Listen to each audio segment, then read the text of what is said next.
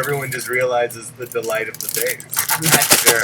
I think you actually have to like burn all the ropes off. Oh. Maybe that's what I have to do. So just setting fires. No, I thought you were going to say, just kind of start over simply. You said setting fires. All right, so let's go. Let's get into the Bay's life. So you're an improviser. Yep, improviser. You're from Baltimore, from Maryland. Moved from Maryland to Austin, Texas in like '99. All right. Lived in Austin. I moved there actually to do comedy, which was more difficult than you think. Moving to is it? I've heard of. Well, it's 1999. I don't know anything about the Austin. In '99, there was no. I moved there because of something called the Big Stinkin' Comedy Festival, which I'd found online, early internet. Yeah, super early. Yeah, like coming in. It's okay. It's some sort of festival. We used to gather around the one computer in the library. Yeah. It's like wow, line by line. So you saw a Bays. Just saw a festival. You just heard saw about it. You heard. Yeah, because it was the first time that improv was ever really framed in a way that was like, look, people are doing this, and fucking people What about care. Chicago? Just didn't hear. Didn't go to that website. Didn't check that one out. Really? I had a friend that worked Bays at Whole Foods in Austin. He was the original. I've been to that Whole Foods. Yeah, it's different. It's like a fucking campus now. Now it is. What was it? What it used to be like? It was just one peach. It was it was one peach in one basket, and then a bunch of like $17. Yeah, $3.60. No, $3.60. Yeah. It was cool. Brandon was his name. He loved it. He called me. I was still living in Maryland in a basement, and he was like, "What are you doing?" I woke up for the call, and I was like, "I don't know, man. Nothing. I'm working in a kitchen." You know, I've already dropped out of college and not figured anything out. You dropped out? Yeah. Because I kept dropping out. you just didn't dig it, man. No, did not dig it at all. Couldn't get through any of it. You're like, why? I don't know. A theater class. I took 1 or 2 theater classes, and I was like, this is fun. And then everything else that I took is like, this is bullshit. There was one really great history teacher. He was a professor of history, and he was just like this Russian immigrant whose parents had gone through so much shit, and listening to him was fascinating. Yeah. Listening to him talk about off topic in relation to his life and his experiences was boring as fuck. It was like, I don't care. Tell me about the revolution. Like, tell me about the like Russian this or the bullshit like this. But everything else sucked. And I was like, this guy's full of real information. This school is keeping him from fucking telling anything. And teaching you. Yeah. Because you're the Bays and you want it raw, bro. You want it raw. You do. I need it raw. Sorry. No. It's just so nice that everything I've believed about the Bays is true. Like, I met you. You joke about not knowing who you are, and I'm like, I bet this guy wouldn't dig college. But not the deadbeat way, in the fucking Bays way. Yeah. I bet you this guy would burn down a college.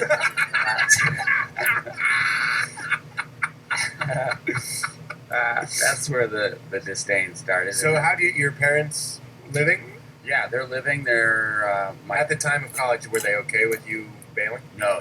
They, up until recently, my mom didn't consider what I'm doing a promising career at all. Really? Yeah, they live overseas. They live in Greece. My sister, mom, dad live in Greece. Bays. I know. It's so Bays style. It's a real Bays. My family's in Greece. They're in one of their homes in Greece. No wonder your love life's a mess. You keep telling people basic facts about yourself, and they're like, I gotta be on that base. I need that for at least a second. Not the balls. Never the balls. They split when I did that. Austin, they're divorced. No, they split town. Oh. Yeah, they're still together. Went to Greece. I was 19, and instead of staying in Maryland and working in the kitchen, moved to Austin. Looked for this big stinking comedy festival. The last year it happened was the year before I arrived. Oh my God. So all of a sudden it was like, oh, okay, well, I could be really, shitty and sad about this, or just figure out what Austin's about. Stayed there for 6 years. That was amazing. You loved Austin? Loved it. You seem like an Austin kind of fella. So great. Tough to go back, to be honest. Like, it's... Because it still calls to you? No, well... what calls to me changed. are my memories. Yeah, but it's so different now. It's really? Like, oh my God, dude, there's like lofts in places where I used to like, skip rocks and smoke weed. It's like, Really? yeah, I would ride my bike around and do weird, write graffiti on the side of weird buildings and shit. And that building now is like a police station or like shops. So there used to be more nature, yeah, or even less Starbucky feel. yeah, I think so. There was less commerce in Yeah. town, which I guess that's growth. Burning down colleges. Yeah. Well, you see, that's the thing that draws me to the Bays that I don't like in myself. Is I'm always like, if I like it, there might be something wrong with it, because I'm like, I like that there's a reasonable walking pedestrian mall, and I enjoy a 5-star hotel at a reasonable rate. Well, this makes me happy. Yeah, I don't like how lame my taste can be. Yeah. Like, if I went to the Austin that you knew, and there you are smoking a blunt and skipping a stone, I would be like, yeah, that riffraff looks suspect. He might burn down a college. Let's go to Dallas or whatever. I don't know. Let's go to Houston. I'd like to think maybe I'd know, but the first time I went to Austin, I liked how a little bit homogenized it had been. Probably. Well, the I'm not homogeny proud was of that. No, you should be proud of it, man, because it's. Oh, all right, tell me. Tell me. Oh, you got an answer for me? Tell me. No, I mean, it's probably just also like a sign of the times, like seeing something change. Like New York doesn't really change. We go back to New York, and it's like, yeah, all right, that's just It's a new the same shop. New York that we knew. Right. But I'm watching Taxi Driver currently. I started watching it last night. I've seen it before, Yeah. obviously. Obviously, I've seen it many times. But I was watching it, and I was like, holy shit, New York has changed so much. Right. And now that I've lived in New York, I haven't seen that movie since I lived in New York, I'm like trying to figure out what intersection they could possibly be at. Yeah. Because it all looks like a wharf. And it all just looks like every color has been blown out and stabbed. Yeah. And I'm just like, that is a different New York. For sure. And that is what people lament too. They're like, 42nd Street in the 70s, you'd get stabbed. And they say it with all this fondness. They're you couldn't go there, but at least we knew where we couldn't go. And you know what I mean? And that's how we liked it. It is how they liked it. But I think that's a lot of the roots of the racism and stuff in New York. And I'm not saying it's more racist or less racist, but there's so much race there that I've had so many cab drivers. I think I'm talking about the show too, because I'm white. They just assume I want to hear their racist thoughts. Yeah. And they're driving me around, and they're like, back in my day, you couldn't. I don't know why that voice. You couldn't go. A black guy couldn't go past this street without the Gestapo. Not the Gestapo, but implying some sort of mafia, sort of horrible violence. You're saying it wasn't posted. You're talking about violence and bad things. So anyway, I don't understand that fondness for that grit, but I do watch that movie, and I'm like, it's pretty neat. Holy shit, it's pretty neat. And that's how you feel about old Austin. Yeah, like the slacker days of, old Austin, where it was a little flatter and less just building. New buildings are for me visually what really can wreck something, which you don't you don't see that much in New York. It's no room. Right, it's the same bones or the same structure. It's just got a chickpea at the bottom of it. Exactly. That's an American Apparel. And it's like, all right, well, fuck it. I'll get around it. Bays. Hey, man, Bays shops wherever the Bays are. It's the key to your life to start referring to yourself as the Bays. I think it might be, man, and if it helps out. Is that your name? The Bays? Okay, we're going to stop the audition and just give it to you. This guy calls himself the fucking Bays. So you stayed in Austin, but you weren't doing improv. Didn't. Stay there. Got a really great job at an awesome little microbrew pub called Lovejoy's. So Bays. Tried college again. Failed again. Why do you go back? Because, man, the pressure. My mom, being an immigrant family, education was not something she had access to, and so she was like, do this, please. Your dad's a cop for so many years. He's busting his ass. She was busting her ass. Right. Specifically for their two children to, achieve. Right. Well, I'm trying, but I couldn't do it within that. I understand that. My mother, first gen Lithuanian. No shit. My father, while their family has been in America for a while, first to kind of maybe not the first. certainly the first on my mother's side. Anybody with my mother's blood to go to family. To go to family.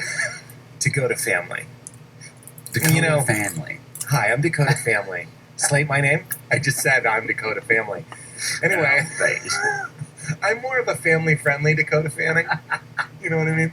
She's so offensive with their precocious little smile. I went to college. I just started. I'm sure Where? some of my cousins have been to college. It doesn't matter, Bays. You don't like hear about that? You don't hear. I went to a religious school, but I mean, we don't have to talk about that. No kidding. You know a lot about religion? Yeah, do you? No. I mean, I went to Greek, like, Orthodox. Whenever I hear Greek Orthodox, I just feel like everyone gets a sword. Like, I'm just like, what is happening? Praise him! And then, you know, Christos anesti. very severe. That, like, swinging incense gauntlet thing. Yeah, the That's Greek. frankincense, like, cling, cling. And That's Greek Orthodox, isn't it? Yeah, totally, man. They wear the robes and shit. Look, if shit went down, there's no way the priest isn't going to put that above his head and crack some skulls. Hot frankincense ball. Damn skippy, man. And burn up some demons. Hell yeah. That turned out to just be the painters there a day early. We're not Greek, burn them. Are Greeks that way? Yeah. They're real. They're fucking weird. Yeah, they're weird about, like, Albanians, man. In Greece, Albanians are, like, the immigrant workers, and it's such a fuck fest. It's a weird underlying racism that's, like, hard because it's, you know, we have such a specific kind of racism here. And then you go to another country and they have another kind. Yeah. And it's an acutely different, right? But just a specific other kind where it's right. like, ugh, Albanians. It's like, what? How can you tell? I can't even tell. That's like, they look just like we all look. Right. You really have to do your research. Yeah. You have to get their Facebook info and then be like, I hate you. Yeah. I've done my work. I don't know what that voice is. It's so offensive. I felt that way. I've said this before. Everything I've said on the show, I've said before. It's 215 episodes. But when I was in school, I didn't understand.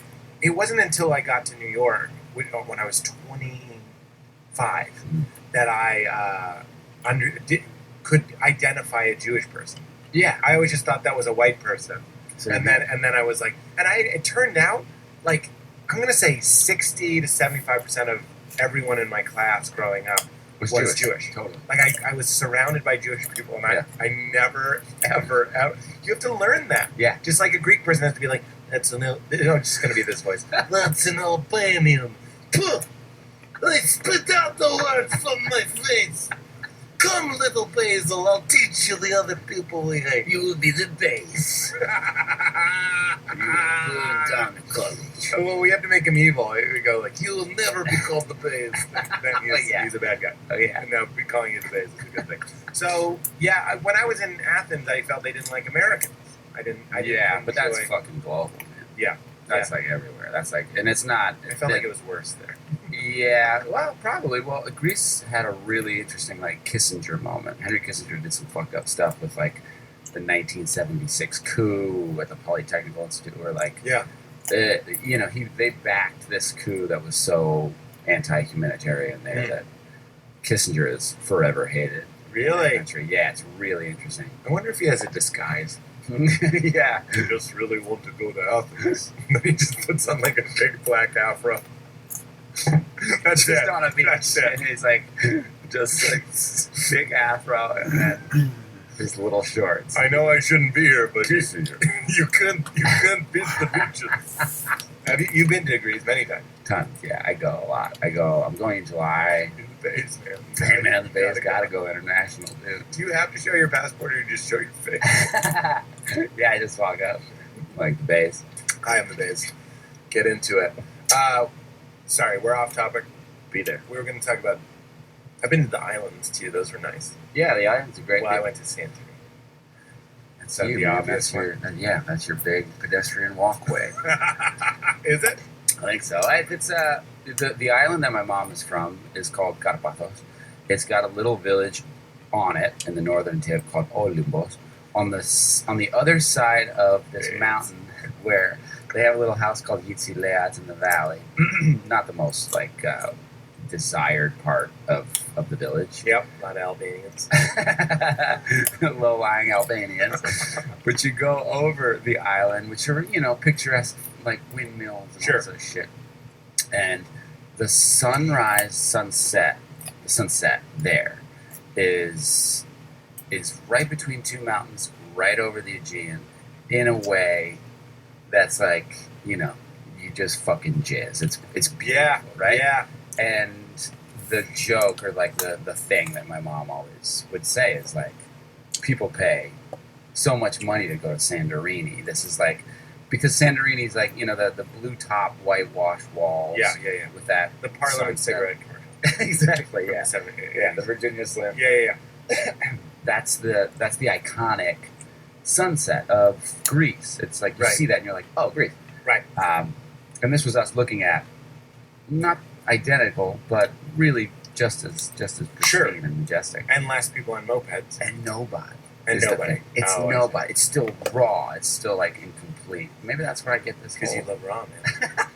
You gotta have it raw. Fuck, it comes back to the base. The way of the base. But they have hotels and stuff. Ignorant question, but I mean, like, yes, they can accommodate one hotel. Totally. And it's like, that's kind of how you got it. Like, they have tour buses that go up into the village with, like, German and Nova Scotia, Nordic folks, and then they go back down to where the hotels are on the beach or the thing. But when it's a little bit tougher to get to, it feels like it's a little bit more worth. Oh, I agree. Doing, right? I would love to start or stop being that way. Yeah. I just, I grew up in the suburbs, so I equate like safety with, like I said, like a mall is a good example. Right. And like I feel comfortable. Back in the day, when I would see like a Chili's or something, like I'm just talking about America, like the things that people were like. I remember I went to Chicago and we literally, it's so lame, but my wife at the time and I visited Chicago, and what we did was we went to Michigan Avenue, we went to Crate and Barrel, we went to the Nike store. And I remember that night we went to a show at I.O. because comedy's been the only authentic thing, the only dirty thing. Yeah. You know what I mean? Like, because even I.O. at the time, I don't know what it's like now. It might be like a cool, like 3D Del Close teaching classes. But it was like a grungy. But back then it was just like a shithole. Raw. And I went raw. It was based. You mean I.O. was pretty based, right? Yeah, it was based. And I went on stage. I volunteered to do the, like, we're playing a game called like Your Dreams Tonight or something. And I volunteered and I went on stage and they were like, I'm from Boston and I'm visiting. And they were like, what did you do? And I told them what we did. And then they all, in a very good way, this isn't the story where it's like, oh yeah, they didn't. They all made fun of the fact that I did things that you could do in any city. Wow. And that's true. And, even New York, there's only like so many places that I went that were like, no one knows about this place. Right. Yeah. You know what I mean? Because everything, I really feel like I get to things, I'm the last guy to get to things. I've said that. It's like, if I start liking it, it's going to stop being cool. At any second, like you in that improv fest. Yeah. Like, you just get there a little bit late, and it's going to get shut down, or it's going to, like, I'm the guy at the party that shows up right before the cops because they followed me there. They're like, that guy doesn't look right. I'm trying to change that. I'm trying to feel, because of comedy, that's the thing in my life that's based, that's raw, that I go like, and punk rock before that, when I was really into punk rock, I used to go to like the Rat in Boston, which was like a seedy. You've been there? Spot? No. Okay, yeah, but it was seedy. Yeah. It was fucking crazy, and it was so weird that I was there. But there's this hunger for us to get away from things that aren't the Cheesecake Factory with a laminated menu. Right. Even the menu is spill-proof. Yeah. You know what I mean? And then like to get into something where you're like, I think maybe Hemingway would have liked this. You know what I mean? Yeah. Or like real people. It's to base it up a little. Yeah, everything needs a dash of bait. I think it's the reason that it's a little difficult is because what you're trusting in those situations is 100% yourself. You have to trust yourself. Oh, that's right. To kind of be in this unfiltered, unknown environment where you're like, okay, anything can really happen at this point, and it could go really well or it could go shittily. Right. What are we so afraid of? I'm always trying to unpack what I'm afraid of. When I was watching Taxi Driver, I was thinking about So it showed some sketchy convenience store, and it is sketchy. That's not my privileged perspective. I'm like, that is a 1970 convenience store. Probably gets robbed 2-3 times a week. You know what I mean? So then I was like, just in my mind, I started fantasizing about, I'd like to say when I have kids, I'd like to have kids at some point. But let's say if I have kids, would I be that kind of dad that's like, no, we're going into a shady part of Brooklyn. So that you can see. So you can see. Right. Right, so you can see. Yeah. And then have a kid that's like not afraid and is like, no, my dad took me here when I was little. And I know that, like, don't do anything stupid. Don't act a fool. Don't knock shit over and talk to idiots. And Or is it Pete walking in with 2 kids by the hand and being like, look, see this weird place? Yeah. And kids just being like, yeah, it's weird. We don't like it. It's out of our comfort zone. We don't know what you're trying to teach us. Right. Let's get out of here. Right. Because I'd be afraid they could pick that up on me. Yeah, You know what I mean? or that's what anybody would give off, not just you. That Right. they would be like, look, we're scared here. That's the lesson. Here's where we're scared.